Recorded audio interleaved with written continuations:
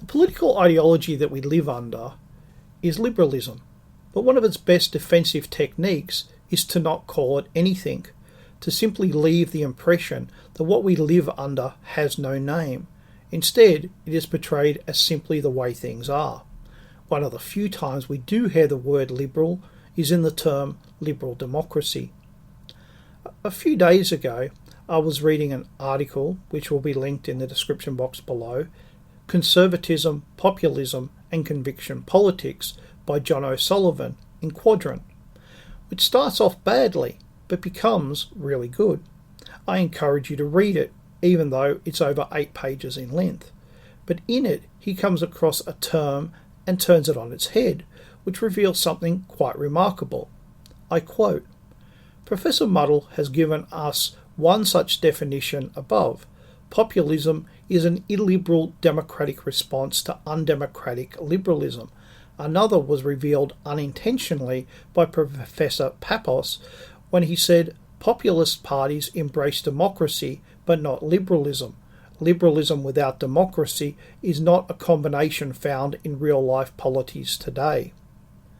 It is his second sentence that discloses the definition we need, for liberalism without democracy is an apt description of the system of government towards which the West has been moving since 1989, and populism is the resistance to it.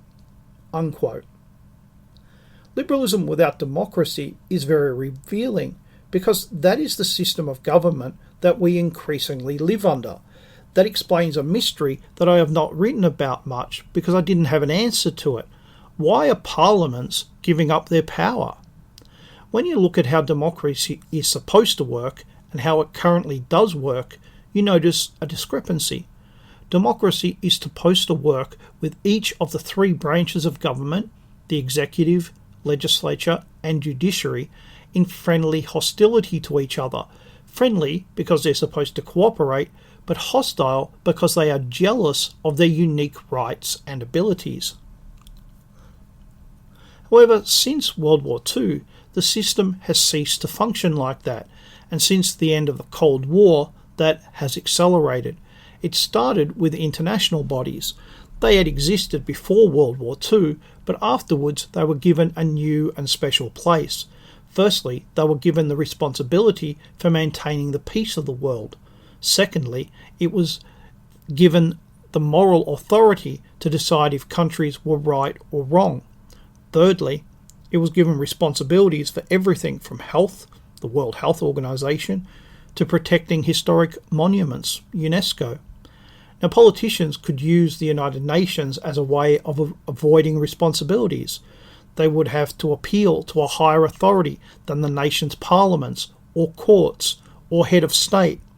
In times past, a higher authority would have meant God or the Church, but the United Nations replaced all of them. God, churches, parliaments, courts, head of state, all awaiting United Nations approval. And it worked. People accepted it. Parliaments accepted it. Courts accepted it. So then they moved on to the courts. If people would accept the authority of the made-up United Nations, and it was made up in San Francisco in 1945, then why not use the courts to effect liberal change? People don't expect to have a say in the decision of the courts. Maybe the courts could be used to effect change. Turns out that they can. All they need to do is ignore an important principle of law called precedent. Here's how it works. In a properly functioning system of law, laws are made either by the Parliament enacting them or by precedent. Precedent is whereby a legal decision on a particular legal matter has been made in the past. That creates a precedent and thereby a new law. What the courts are not allowed to do is simply to make up law as they see fit. What the liberal activists have done is they will do exactly that.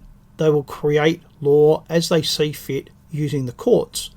Judges will then enforce this new entirely made up law because they will argue that they are using precedent.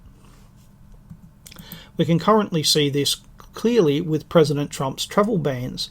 The courts do not have any power to change a decision of the executive branch, but it pretends that it does. It also does not have the power to change laws made by the United States Congress, but again, it pretends that it does.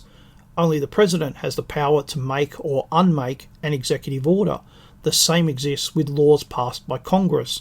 Only Congress can make or unmake its laws.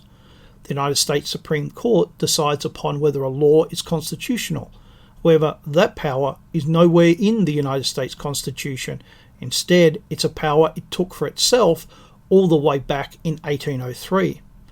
If a law is decided to be unconstitutional, in the past it went back to Congress. Now it dies a quick death with everyone just accepting the court's decision. That is not how democracy is supposed to work. But as long as liberalism advances, then who cares if democracy works? It's only important if liberalism works. Liberalism without democracy has a third leg, the non-government organisation, also known as NGOs.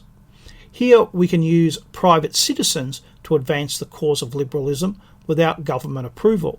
Sorry, did I say without government approval? What I meant to say was without officially declaring the government's interests. For example, private citizens who work for an NGO lobby government to increase subsidy for solar panels, for example. The government accepts the opinion of the NGO because that's what the people want, and they know that's what the people want because the NGO told them. So how do the workers in the NGO get paid? They get paid by the taxpayer via the government, who provides them with a grant to look into how people feel about solar panels. What's important isn't the taxpayer or the NGO or the government. What's important is liberalism and advancing its objectives. The fourth leg is big business. Today, crony capitalism is king. The government provides money, regulations, and contacts to keep big business big. Free enterprise, whereby companies compete against each other to generate profit, is not what any CEO wants to endure. Much better to get the government to introduce regulations that smaller competitors can't comply with and stop any real competition before it starts.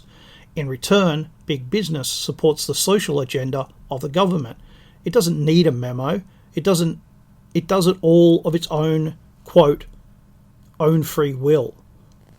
Of course, a government is not a person. It has no free will. It does, however, have interests that can be worked on by people who don't need to engage in free enterprise because their friends in government have put in place regulations that destroy any real competition. Liberalism without democracy helps explain why democracy is dying. It has served its purpose. Certainly, we will continue to have elections, but the days when they matter are receding into the past. Now the people's will can be and is circumvented.